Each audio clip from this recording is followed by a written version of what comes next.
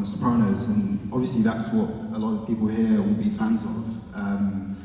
And it's interesting because obviously you didn't start with The Sopranos, you spent many years working on network television, and I wondered if you could speak a little bit about your pre-Sopranos career, working on network television, and sort of the environment that was around at that time that, you know, The Sopranos came out of. You want to know about pre-Sopranos? Pre-Sopranos, your sort of time working on network television, and what the environment was like at that time for sort of a creative filmmaker. It was network television when I first got to Hollywood, and there were 3 networks. They were commercial networks, and their business was the selling of advertising time.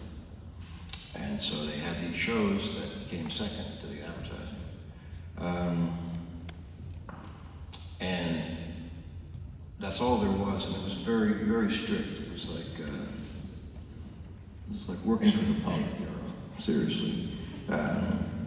What you could say, what you could do, what you couldn't do, what you couldn't say. There was some great stuff, but it was just very frustrating. The meetings were very difficult. Going to those meetings was terrible.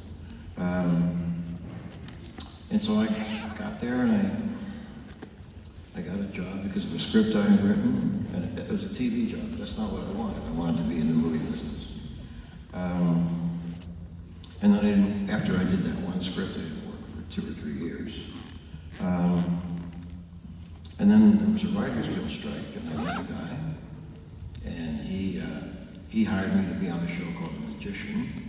And then I did, actually the first really, that I consider good show was called Kolchak the Night Stalker. There was a horror show. And then I just went, you know, step by step into other things.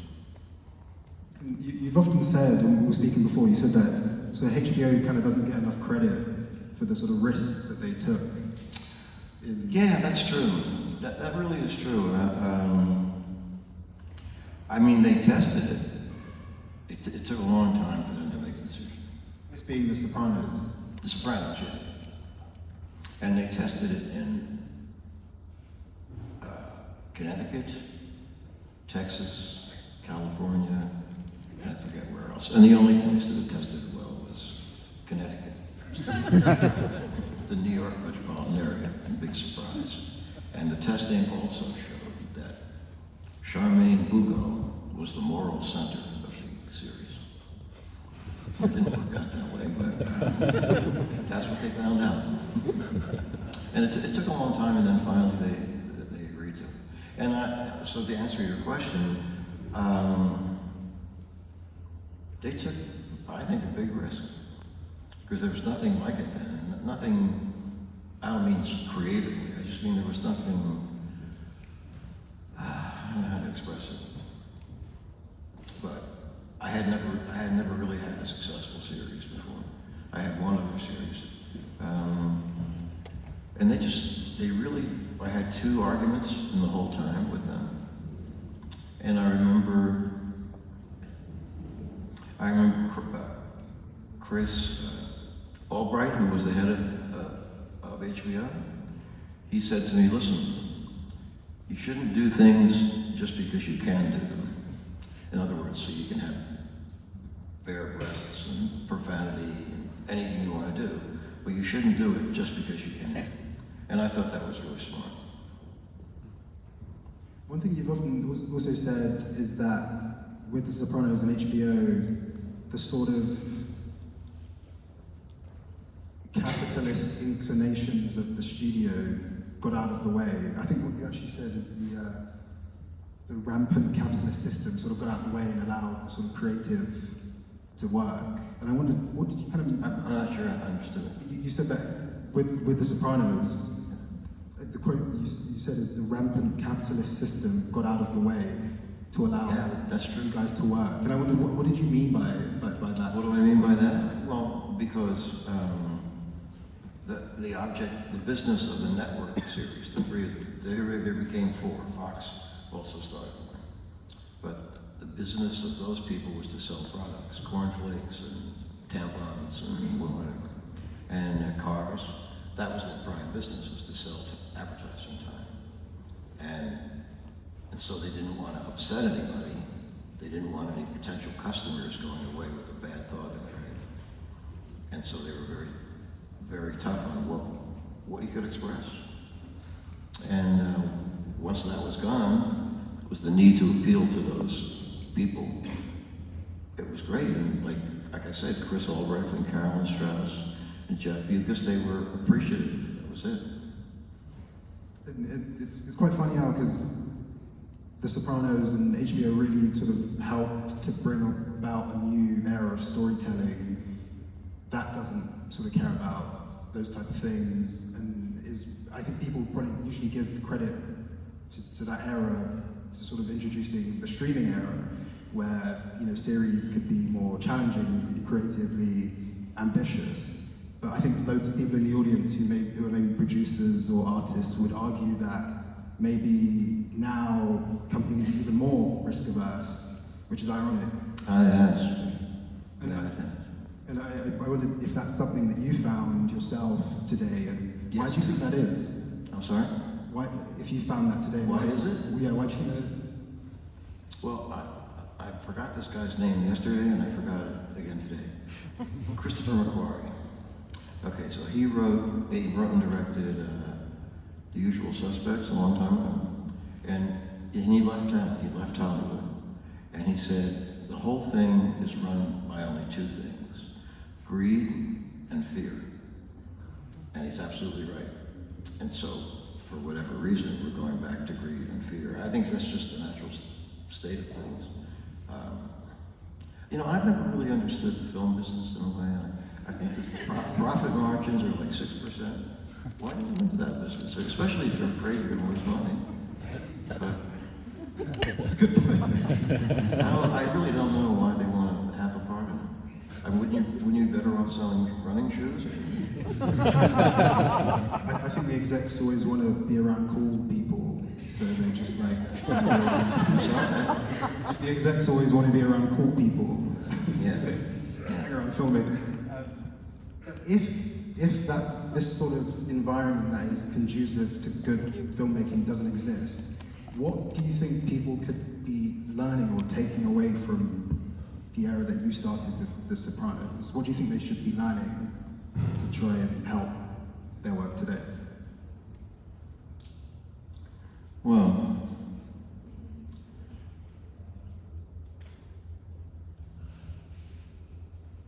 all you can do is just do what you want. Don't listen to them. And that seems really silly. It sounds like I'm in high school. Because it costs a lot of money to make a TV show or a movie. It costs a lot of money. But they don't really know what they want. The audience doesn't know what they want, and they shouldn't know what they want. It should be a surprise, right? Oh, we're going to watch something. I wonder if it's any good. And if it's good, it's great. But all the prediction about what will make it good. Oh, have him pet the dog again, or whatever. It's just a waste of time, and it's very limiting. And nothing original ever seems to come out of that. That's just my opinion. You've often also said that luck is really important in the life of an artist. And obviously you worked on network television for years, and in some ways I guess you sort of created your own luck by landing at HBO. I wondered, do you think it's possible for people to create the environment for luck? And if so, how? To create an environment for luck? Yeah. No, luck is luck. I mean, just you either get it or you don't. Not even for, okay, so I've thought about this. People say, oh, I mean, I've said this about luck. People say, yes, but you worked so hard on that show. All the work you put into it and all the struggle. And I said, well, yeah, but, I was born with some talent. I didn't create that talent. I just had it. Well, I was lucky.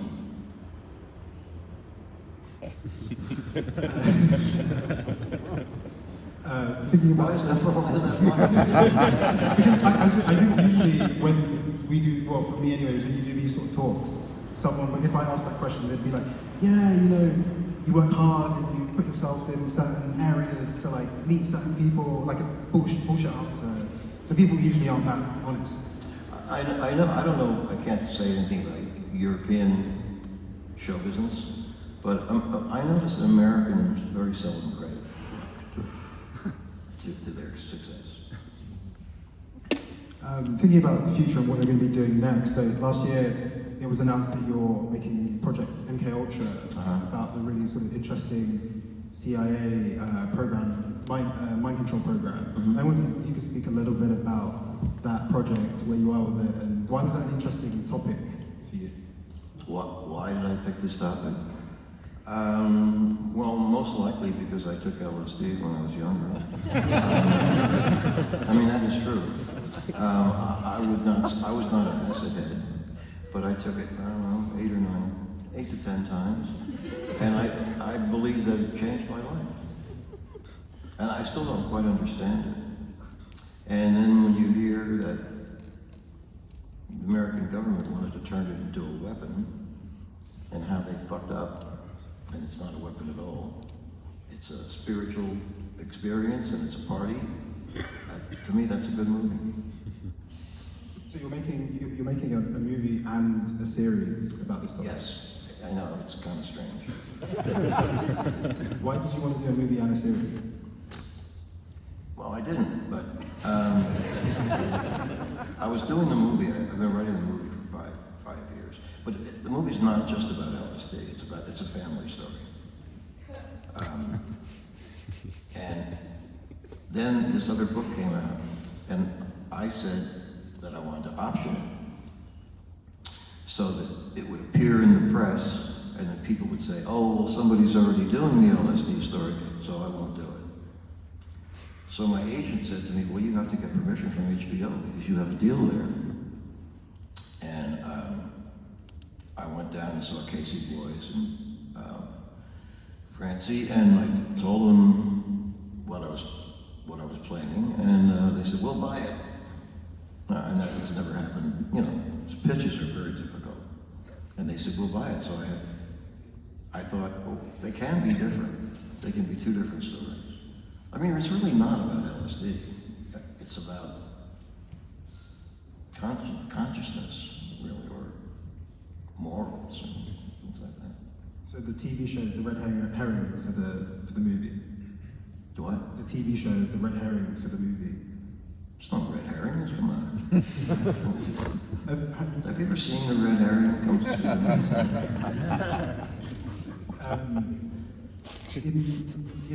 how do you see the film being presented and distributed? Do you think it's going to be a movie for theatres? Well, we don't have a distributor. The movie you're talking about. We don't have a distributor, and I guess we're going to have to make the movie and then try to find one. With the series, obviously the series will be the first TV series project we've done in a while, and I wondered why has there been a gap? Why have you been interested in coming back? Because I assume TV companies and HBO would have been begging you to do a bunch of things. I've written a lot of things that haven't been bought. I wasn't that lucky. Yeah, that's the reason why. I mean, not a lot of stuff, but there was something at HBO that I really wanted to do, and then they didn't want to do it. That fell apart on money, and then nobody else wanted to do it. And then we did what they called a prequel to The Sopranos, which is not what I ever thought it was. And that wasn't successful in the theaters. It was successful on television, which is where it always had been. And I had a lot of ideas, but I guess you would say that, I don't know, everything, if you're in this kind of situation like I am right now, everything you say you feel is like self-aggrandizing, stupid. And so I guess I could say that I was really lucky once. I mean, I was lucky for a long time, but The Sopranos was really, okay, I was really lucky. But I haven't been that lucky because I know that I write outside of what they want. What I do, they really don't want. What do you think they want? You know what they want.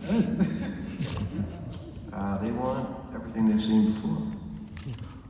They want things that they've seen before and that have made a lot of money before. It's really very simple. And they want to go to the Oscars and go to the parties and all of that. But it's like I said, the profit, as I understand it, I'm not a businessman, the profit margin, I think, in motion pictures has always been 6% from the silent era to the present. I'm not sure about that. And like, why would you be in that business? Especially if you're afraid you're going to lose money. So is there anything that you're kind of interested in, anything else that you haven't done that you'd like to do in your career, the rest of your career? Is there anything that you'd like to do that you haven't? Oh yeah, there's a lot of things I'd like to do. Like what? Well, I made a movie with these 4 actors called Not Fade Away, with John Magaro, Jack Houston, Will Brill, and Bella Heathcote. And they all want to make another movie together, and I would not about the same subject, but with them. I would like to do that. I'd also like to do something about Italian Americans who, this happens a lot lately. Italian Americans who buy property in Italy, because apparently Italy sells these houses for, Lorraine Bracco got one for nothing, but they sell these houses in these kind of abandoned towns, and a lot of, all kinds of Americans are buying these houses and moving there because things in our country are questionable. And I'd like to do a story about that, about 4 people, Italian Americans, going back to the old country and what surprises they have in store for them. Awesome. Before then, you said that you didn't think Many Saints was a prequel. What did you consider it? Well, Larry Connor and I, who wrote it with me, we really wanted to do like a B movie, a B gangster movie. And what is the word? There's another word for prequel. Coming of age, or like when it starts, when something starts. Anyone got any idea? Origin story. Origin story, there you go. That's not what it was supposed to be, an origin Tony story. But we had that in there, and unfortunately, that took over the whole process. Was that your choice, or that wasn't your choice? That was. No, I mean that was part of it, but I just didn't. I mean, I can tell you, we just made a mistake. There was the character of Dickie, who was Chris's father. We had talked about him all through The Sopranos, that he was a drug addict and an alcoholic and insane. And then when we made the movie, he wasn't. I don't know why. I don't know how we forgot that, or how we, I don't know how we blew it, but we did. And if he had been like a maniac, it would have been much. But I think the problem was we didn't want to cross him with Tony Soprano. We thought, well, it'll look like the same kind of guy, some kind of rage-filled idiot. So we didn't do it. I'm gonna try and leave some time for questions because I assume people might want them. Can you like raise your hand if you had a question? So, okay, cool. Maybe I can.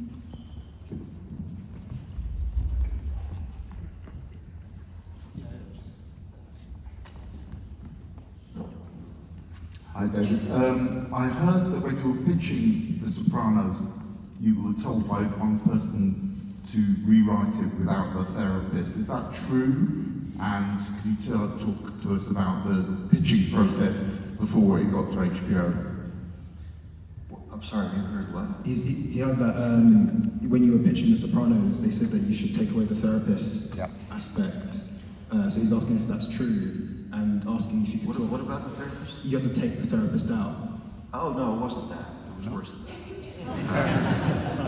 They said, Leslie Moonves said, look, I have no problem with the murder, I have no problem with murder, gangsterism.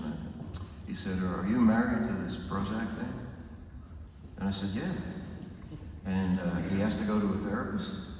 I said, yeah, they said, well, but he was okay with the rest of it. What was the reasoning?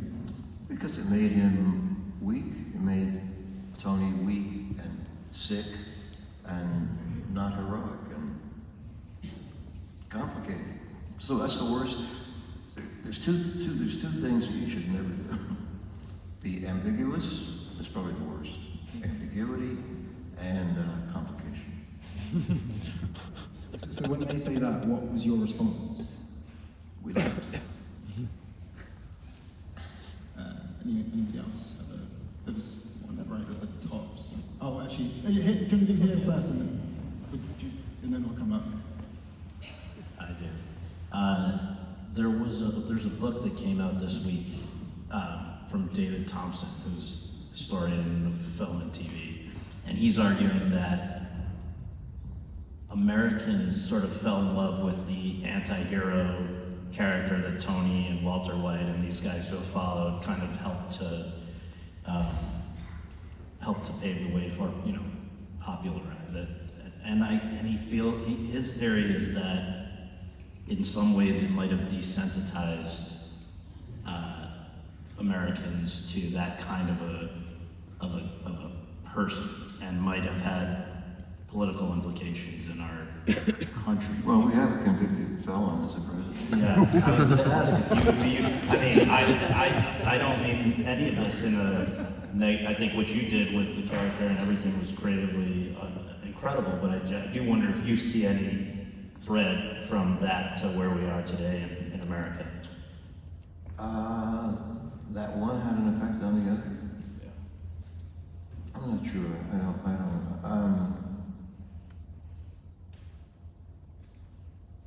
I don't think so. I don't think that the object of The Sopranos was to say, oh, it's okay, it's cool if you're a crook. I don't think that was the point. Sure. So I don't think that exactly tracks. That was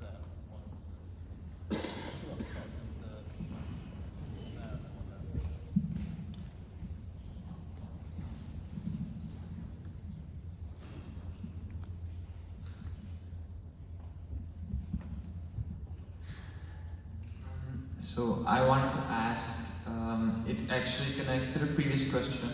I wanted to ask if you were thinking about the audience at all when writing a character as Wait, hold on a second. Yeah. This is very echoey in here, Yeah, sorry. and with the microphones, it's really hard. I'll read it back when he says it. You said you asked him if he thinks about the audience. Yeah, when writing a character that is as complex as Tony, and with the themes of mental health, racism, misogyny, and it connects to the previous question. If he maybe thought about the audience, that they could maybe take the character the wrong way, and they could maybe sympathize with the characters too much. Thank you very much. Basically, do you ever think about the audience when you're creating a character and the sort of implications that might have? That's a really good question. Well, yes, but I don't picture a group of people like sitting here. I think I don't exactly picture. I guess I picture what entertains me, and some people who are my friends. I don't think about the larger audience. No. Although it's I don't know. It's kind of obviously a given. But you must be thinking about something. But I can't remember sitting down and thinking. Well, sometimes, oh, they'll love this, or oh, they'll hate that. There is a muse, and that's what I believe in.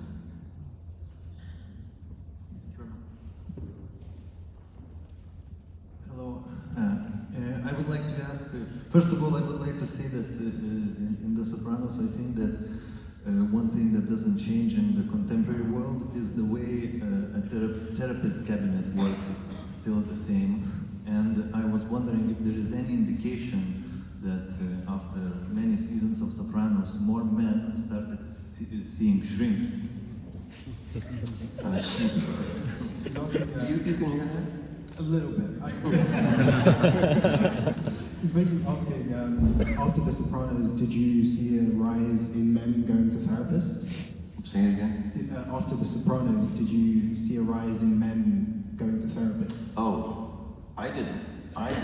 We got an award from the American Psychiatric Society.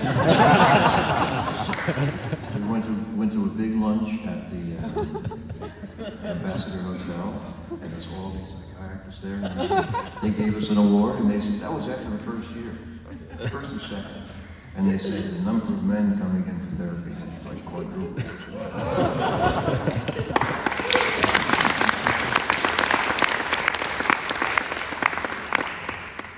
Anybody else? Oh, sorry, here, down there. Just here.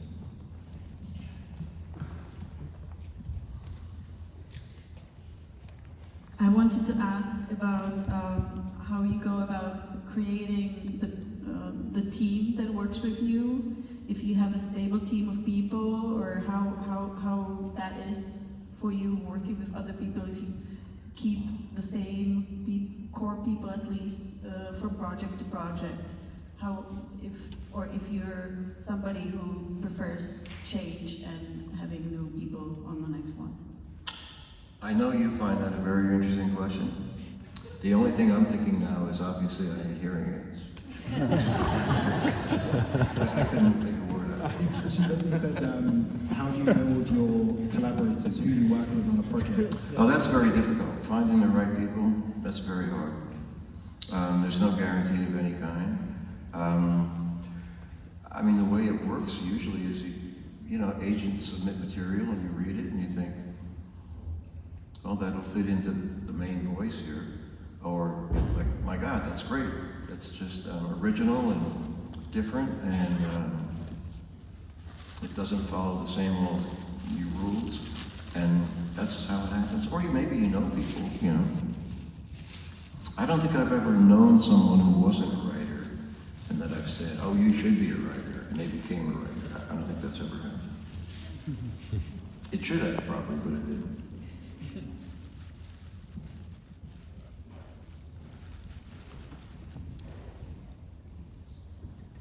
I was curious to know about your experience with working with your editor throughout The Sopranos, about whether or not it was more of an isolated case where you would hand off the material to them and then they would work on it on their own, or if you worked alongside them, and how it was, because I always loved the editing in Sopranos. For me, Well, it's very unique.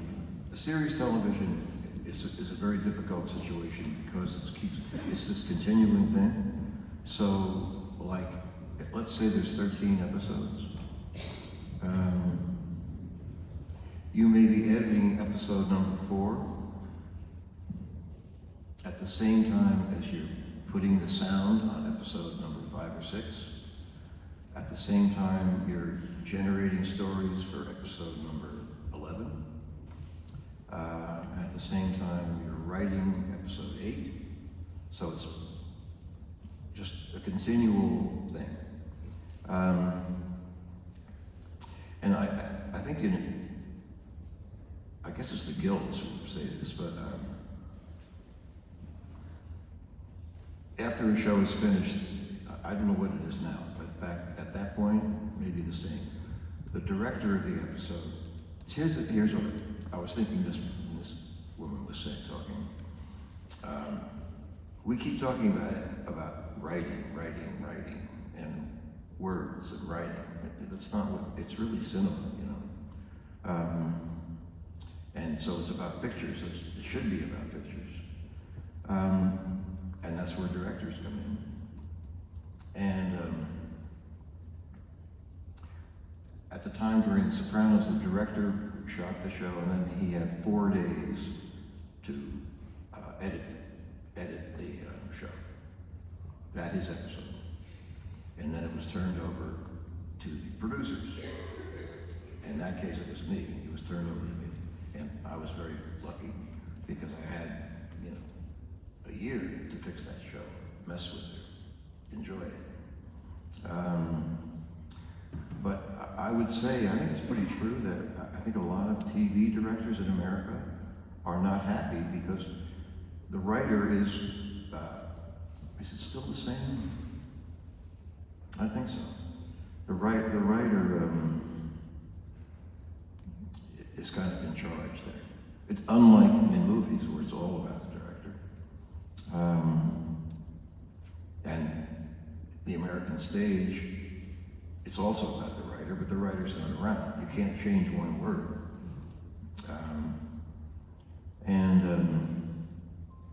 That's the way it goes. And so the directors do all this work, shooting the show, and then they lose control of it. Anyone else? I'm an Italian American. I actually work for Italian cinema, based in Rome, and I have a question that may seem very obvious, but I was born in the States, but how did you decide, or how did it come about to decide to even think of something like The Sopranos way back when? You have Italian origin, I think, also. No? What was the last part of the question? How did it come about that you even came up with this creative idea of the whole thing about The Sopranos and telling such an amazing story?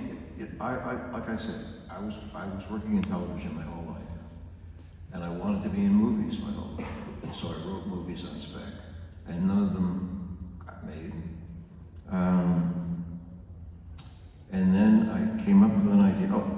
And so I had a very difficult mother, and every time I told people about what things my mother said or did, they would laugh their heads off and say, "Oh, you got to write about your mom." My wife was the first one to say that. And so at some point I said, "No, I got to write about my mother." And I wanted to make a feature film. That's all I cared about. And so somebody said, "Oh, it should be about a TV producer and his problematic mother." But I thought, who cares about that? It should be, it has to have an element of suspense and danger to it, and comedy. And so I thought, well, I come from New Jersey. Italian-American crimes, or organized crimes, pretty important there. And I said it should be a wise guy and his mother. And right around that time, it was time for me to put my mother in a facility because she could be better taken care of. And we went to these various facilities, and she would freak out. And I thought, so that's what'll happen. So he's a gangster, and he knows his mother needs help, so he wants to put her in a facility, but she takes that the wrong way, which is what my mother did. My mother took everything the wrong way. She was your inspiration. Yeah, she was my inspiration, yeah. Yeah, she was. I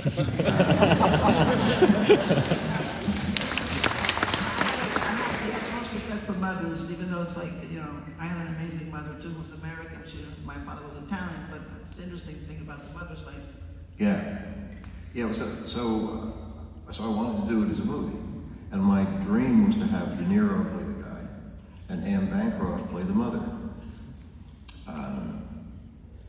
And then I pitched it to my agents. I was getting a new agent at that time, and they said, mob movies, mob comedies, they've had it, forget it. You're not going to sell that script. So then 5 years go by, and I'm negotiating a deal with Brillstein Gray, a production company, a TV production company. And I thought, so they said they wanted to do The Godfather for television. And I said, I thought, we've already seen The Godfather. I don't understand it. Then I was driving home and I thought, what about that show about the guy and his brother? So I pitched that, and the pitching process was kind of arduous, but somebody from Fox finally bought it. And that's how it came about. Amazing. Thank you.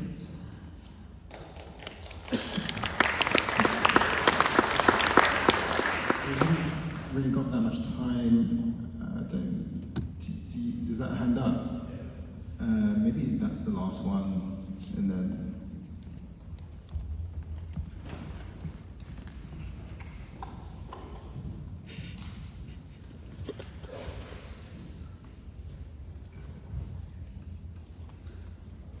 Thank you. The interesting aspect of Sopranos that I would like to highlight is that it's a kind of an anti-American dream, because Tony was in a way forced into the mafia life. His uncle was in mafia, his father was in the mafia. You also see the alter ego of Kevin Finnerty in the later episodes of what could have Tony been had he had a normal upbringing. So if you could please give your thoughts about this. I only caught a bit, but he's saying, what do you think Tony could have been if he had a normal upbringing? If I had normal... No, Tony.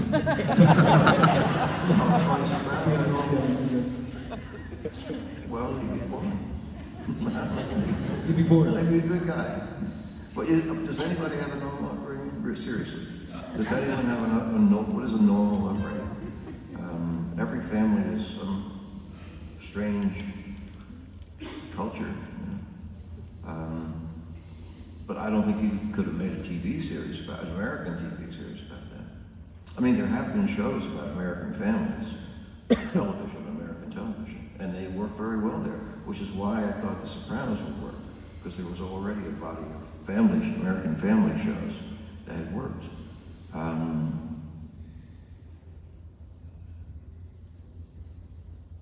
But you know, I don't know if you're familiar with Little House on the Prairie and 8 is Enough. There's plenty of shows like that. So I thought, well, The Sopranos could not fit in there, but actually take it to the next step, or 3, 4 steps further. Final question, because I'm running out of time, and it's connected to MK Ultra, Project Ultra. I remember reading once that if you sort of do anything about the US government in TV or film, about the secret services, they try to get involved or try to see what you're doing. And I wondered if you'd had any contact from the CIA asking what's going on here, what you're doing. Well, yeah, I tried to talk to the CIA. I mean, a long time ago, 50 years ago, I called the CIA because I was writing a CIA story. And I got the office of, whatever it was, Public Affairs Office. And I said, is it true that? And she said, well, number one, we don't kill the leaders of other countries, number one. And number two, you can do whatever you want because we don't talk about what we do. So anything you make up will be fine. So that was that. And then come all these years later, I was working on this MK Ultra thing, and I had a lot of questions, one of which was, does a CIA agent carry identification? I thought, does he have a card in his wallet that says CIA? Well, if he's a secret agent, why would he do that? So I called the CIA, and it took about 2 weeks. They called my agent, they had to make sure I was the real person. And I asked them the question, and they said, oh, well, we're gonna have to put you in charge with, we have 3 guys who are our history department. Another 2 weeks go by, I get on the phone. I said, my question is, in 1950, would a CIA agent carry identification in his wallet? And they said, that's a good question.